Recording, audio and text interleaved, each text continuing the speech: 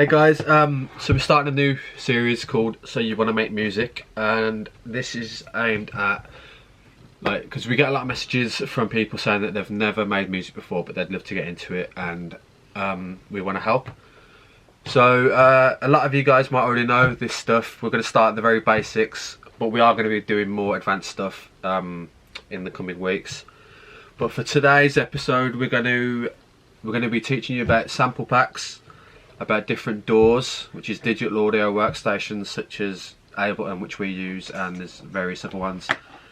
We're going to go all the way to loading a kick drum in. Dylan's going to take the lead on this. I'm just going to chillax. Yeah, so we'll put up on the screen now like what sample packs we think you should download, what we use, etc, etc. So to load in your sample pack, you're just going to come here to places. You're just going to go to add folder, click it, if it works. And then you're just going to search for the sample pack that you downloaded, boom, click it, grab it, done.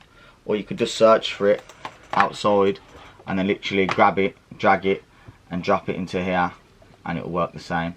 Next is your plugins. When you download plugins, VSTs such as Massive, Nexus, Sylenth, I don't know about Windows, but on Mac it should automatically go to the right folders.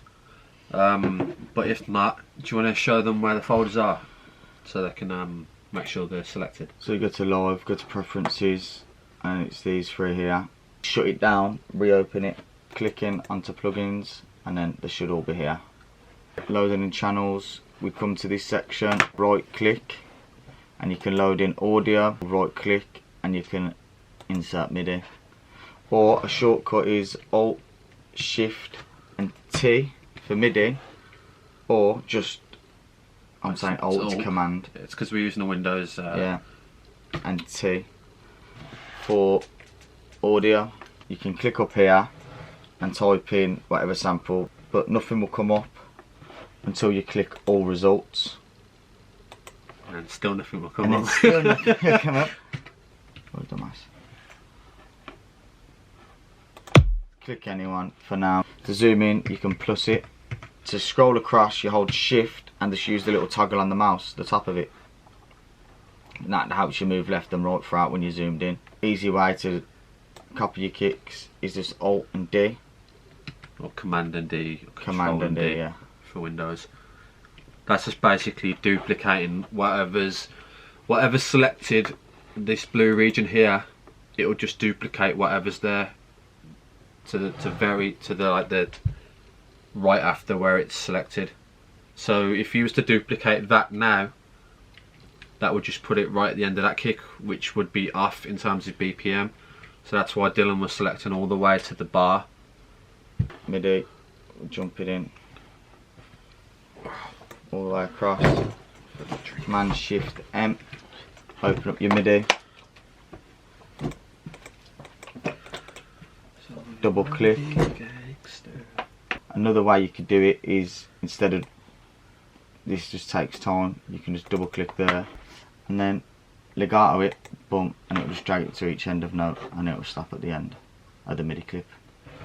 You can shift and tab to drop that screen, and then nothing will come up if we push play because we ain't dragged the kick in yet. Drag the kick in. It has to be down the bottom. If you drag the kick onto the arrangement view, yeah, quickly drag one there. It won't work. So it has to be into the channel strip at the bottom. And then if we play that now, we have a kick.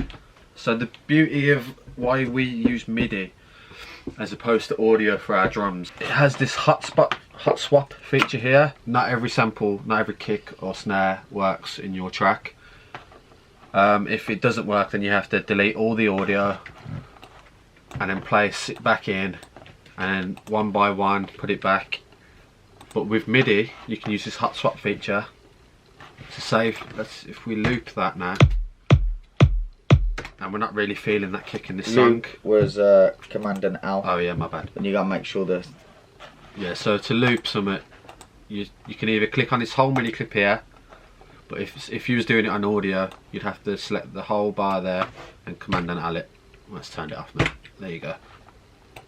So If we weren't feeling this, we can hot swap.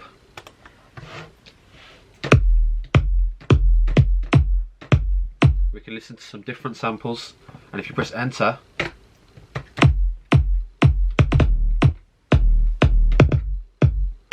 there's no deleting and re-putting them back in, it's just done straight away. We'll be moving on to more like song making the next one, but this one's just aimed at like literally getting started. Yeah, and if there's anything that you want to know specific in the upcoming episodes, just let us know, and we'll be sure to make a video on it, trying to enlighten you as much as we can. Sweet. Alright, thanks for watching.